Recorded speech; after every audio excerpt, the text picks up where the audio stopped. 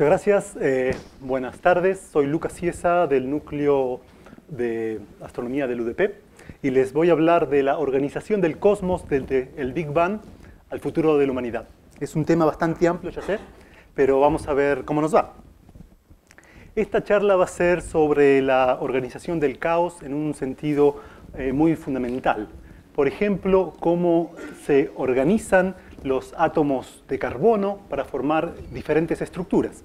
En definitiva, la única diferencia que existe entre un pedazo de carbón y un diamante es precisamente la organización de estos átomos dentro de esa estructura, que puede ser una estructura laminar o una estructura cristalina.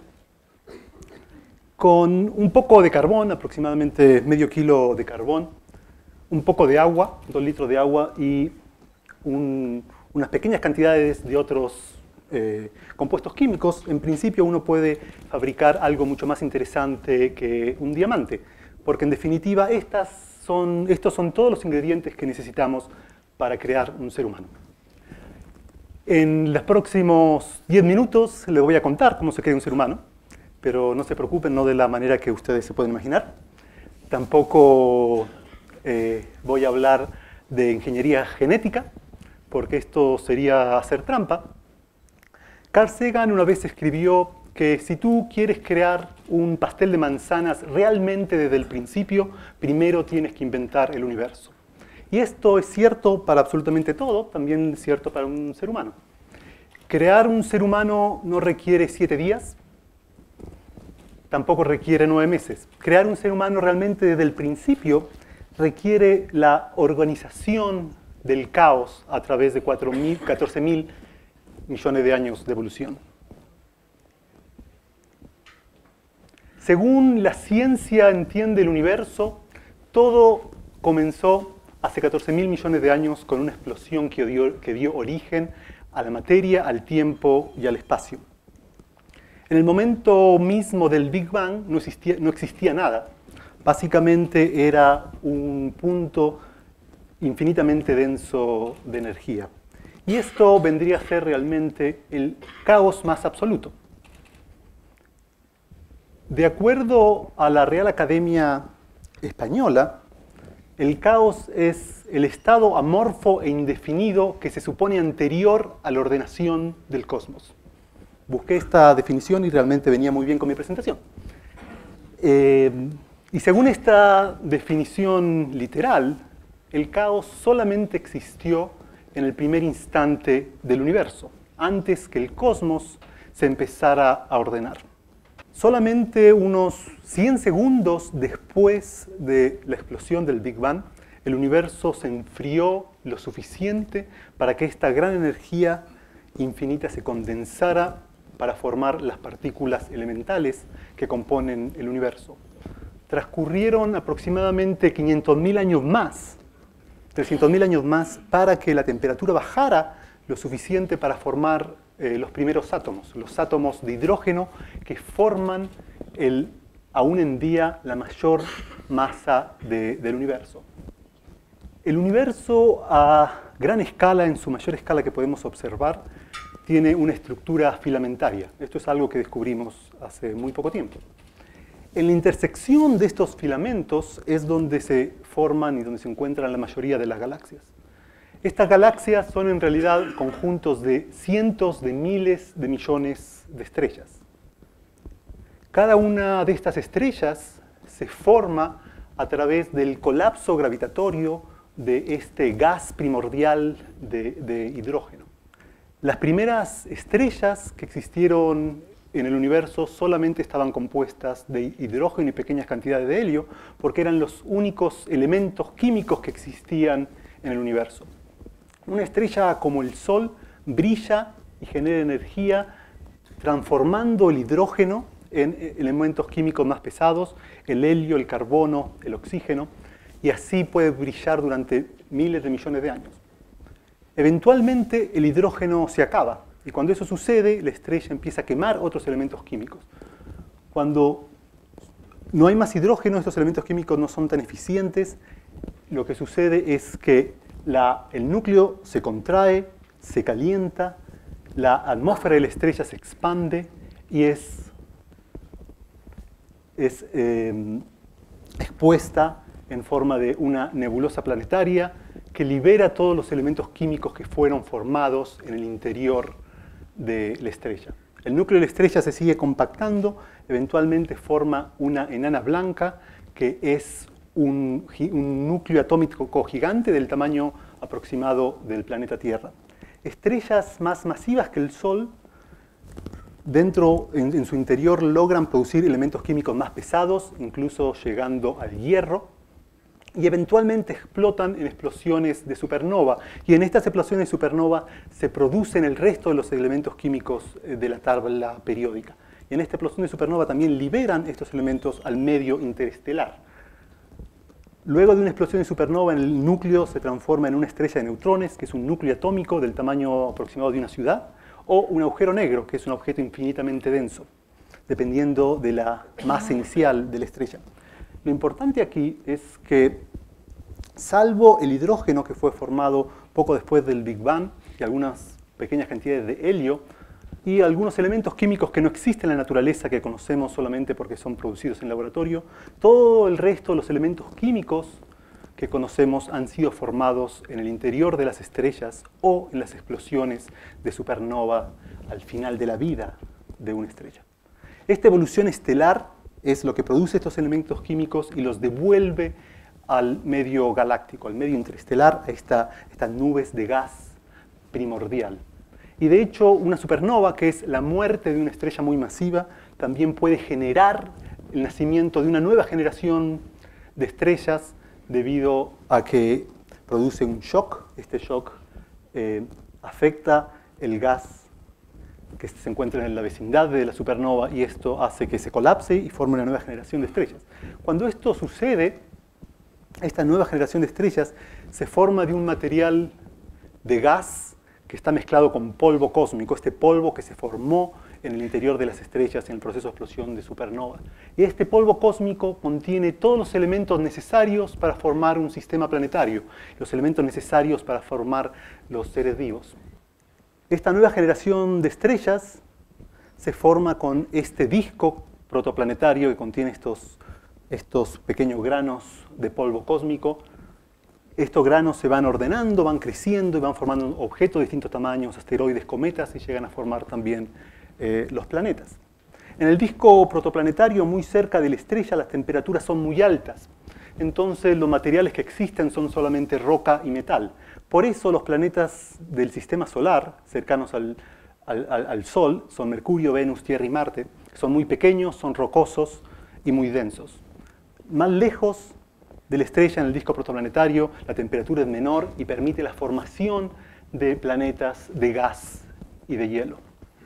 Por eso se cree que cuando se formó la Tierra tenía una muy pequeña cantidad de agua. Por suerte, la Tierra ha sido bombardeada por enorme cantidad de cometas. Cometas que se formaron en el exterior del sistema solar, están formados por hielo y estos cometas han depositado el agua en la superficie terrestre y son responsables de los océanos que caracterizan al planeta Tierra. Y el agua es algo fundamental en el universo, es algo fundamental para la vida. El agua permite que los materiales orgánicos se disuelvan y permite acelerar las reacciones químicas. Durante los primeros 1000 millones de años de historia del planeta Tierra no pasó nada demasiado importante, pero en algún lugar y en algún momento la química orgánica se volvió autorreplicable y se transformó en biología. Esto es el origen de la vida en 30 segundos, pero básicamente esa es la idea. Se supone que la vida en la Tierra comenzó en forma relativamente rápida, pero muy lenta. Si dividimos la historia de la Tierra en un año calendario, con 1 de enero, la formación de la Tierra, y el día de hoy, el 31 de diciembre, entonces se cree que la vida en la Tierra se originó alrededor del 26 de febrero. Y hasta el 15 de noviembre se mantuvo en formas muy primitivas y mayormente en el océano. En esta escala geológica, los dinosaurios aparecieron el 18 de diciembre y vivieron tan solo 7 días hasta el 25 de diciembre.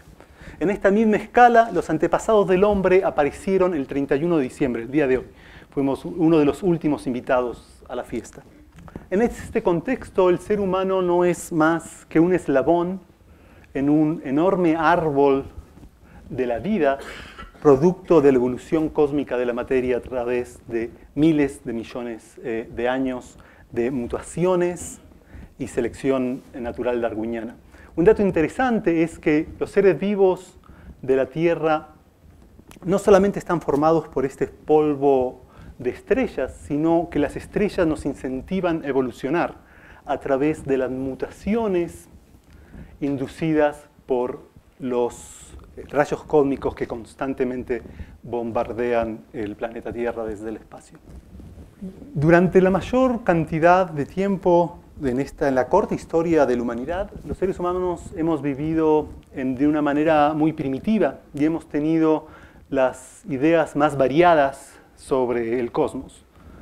Pero por lo general la mayoría de las civilizaciones han considerado que la Tierra es especial y el centro del universo. No ha sido hasta hace tan solo 400 años cuando Galileo Galilei, utilizando un telescopio de tan solo 5 centímetros, pudo observar por primera vez las lunas de Júpiter y demostrar a ciencia cierta que no todo gira en torno a la Tierra, y esto desplazó a la Tierra del centro del universo.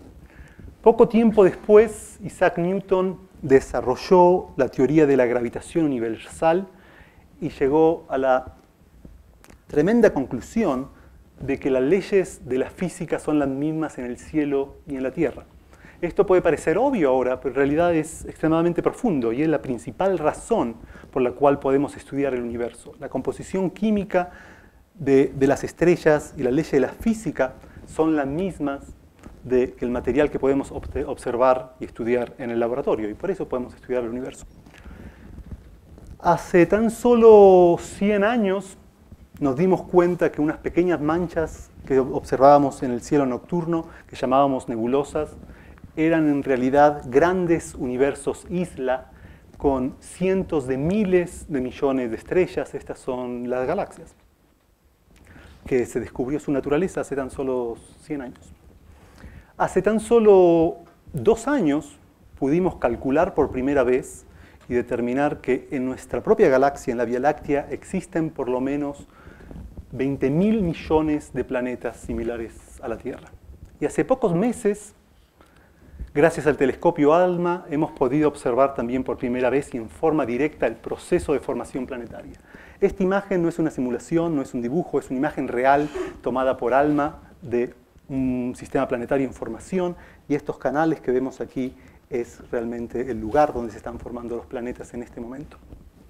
Entonces, podemos concluir que nosotros somos la organización del caos original, que el ser humano es la encarnación local de la materia que tomó conciencia de sí mismo, y también es la forma que tiene el universo de verse a sí mismo. Por lo tanto, es válido preguntarse si los seres humanos somos la única forma que tiene el universo de verse a sí mismo. Esto resultaría extremadamente raro considerando el número de planetas que existen tan solo en nuestra galaxia, sin considerar los planetas que existirán en otras galaxias. Y pensar que realmente los acontecimientos que sucedieron en la Tierra para producir una especie como la nuestra han solamente sucedido en el planeta Tierra sería extremadamente extraño. De la misma manera también nos podemos preguntar si el ser humano es también la forma más acabada que tiene el universo de verse a sí mismo. Es decir, nuestros parientes más cercanos son inteligentes, no cabe duda de eso. Pero seguramente la visión que tienen del universo es un poco más limitada que la nuestra. Los seres humanos somos un poco más inteligentes, no mucho, pero no está claro que el paso evolutivo entre un chimpancé y un ser humano sea exactamente lo necesario para poder entender el universo en su forma más absoluta, si es que existe tal cosa. En definitiva, el ser humano seguirá evolucionando. Quizás la evolución sea más rápida desde el punto de vista tecnológico que biológico, pero lo que sí podemos estar seguros es que el ser humano no se mantendrá igual en un periodo cósmico del tiempo, simplemente porque ningún ser vivo lo hace. En la actualidad, el ser humano se encuentra en una etapa de adolescencia tecnológica.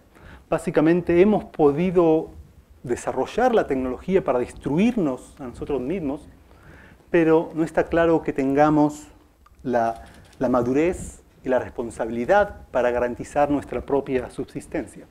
Si el ser humano sobrevive los próximos 200 años y sobrevive esta etapa de adolescencia tecnológica, no hay ninguna duda que nuestros descendientes eventualmente empezarán a explorar primero el sistema solar y eventualmente la galaxia. Se estima que una civilización como la nuestra, quizás con una tecnología un poco más avanzada, podría colonizar un sistema planetario en 500 años. Y si esto es así, nuestros descendientes en principio podrían colonizar, expandirse en la galaxia en forma exponencial y colonizar toda la galaxia en un periodo de unos 4 millones de años. 4 millones de años puede parecer muchísimo tiempo, pero realmente no lo es. En escalas cósmicas, aquí tenemos, si esta línea representa la edad del universo, 4 millones de años representan esta línea final que vemos aquí, que es prácticamente imperceptible. Así que, en conclusión, y para terminar, de las estrellas venimos y hacia las estrellas vamos. Muchas gracias.